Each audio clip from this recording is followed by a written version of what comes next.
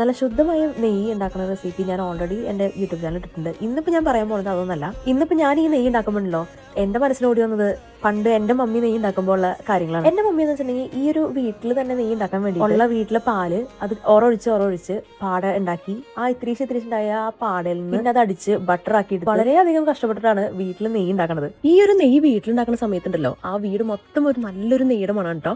അപ്പൊ ഈ ഒരു മണം കേൾക്കുമ്പോൾ നമുക്കറിയാം മമ്മി നെയ്യ് ഉണ്ടാക്കാൻ തുടങ്ങി. ഞാൻ അടുക്കള വശത്തേക്ക് ഞങ്ങൾ അടുപ്പിക്ക് പോലില്ലാന്ന്. അതിന്റെ കാരണം പ്രത്യേകിച്ച് നമ്മൾ പറയണ്ടല്ലോ, നമ്മൾ ഈ ഓടിച്ചാടി നടക്കുന്ന ഒരു ചെറു തുള്ളി വെള്ളം വീണാലോ അല്ലെങ്കിൽ തട്ടിമറിഞ്ഞ് നിലത്ത് വീണാലോ ഈ ഉണ്ടാക്കിയതൊക്കെ പോയില്ലേ. നെയ്യൊക്കെ ഉണ്ടാക്കി കഴിഞ്ഞ് ലാസ്റ്റ് കുറച്ച് കൊറ്റനൊക്കെ ഉണ്ടാവില്ല പാത്രത്തിൽ. ആ പാത്രത്തേക്ക് കുറച്ച് ചുവന്നുള്ളിയും ഉപ്പും മഞ്ഞളൊക്കെ ഇട്ടിട്ട് മൂപ്പിച്ചിട്ട് അതിലേക്ക് ഇത്തിരി ചോറൊക്കെ ഇട്ടിട്ട് അത് ഉരുട്ടി ഇത്തിരി അച്ചാർ കൊടുത്തു കഴിഞ്ഞാൽ എന്തൊരു ടേസ്റ്റ് എന്നറിയാം. ആ രുചി ഇപ്പോൾ എന്റെ മനസ്സിൽ നിന്ന് പോയിട്ടില്ല. ഈ നെയ്യ് മൂപ്പിച്ചത് കഴിക്കാത്തവരുണ്ടെന്നുണ്ടെങ്കിൽ അതൊന്ന് ട്രൈ ചെയ്ത് നോക്കണ്ട. ഒരു വെറൈറ്റി ഐറ്റം തന്നെയാണ്. നിങ്ങളുടെ വീട്ടിലുണ്ടാക്കിയ നെയ്യാണെങ്കിൽ അതിലും രുചിയായിരിക്കും. ഇപ്പോഴൊക്കെ കടകളിൽ പല ബ്രാൻഡിലും നെയ്യൊക്കെ ഉണ്ടെങ്കിലും നമ്മുടെ അമ്മമാര് വീട്ടിലുണ്ടാക്കുന്ന നെയ്ക്ക് ഒരു പ്രത്യേക രുചി തന്നെയാണെന്ന് എനിക്ക് തോന്നിയിട്ടുള്ളത്.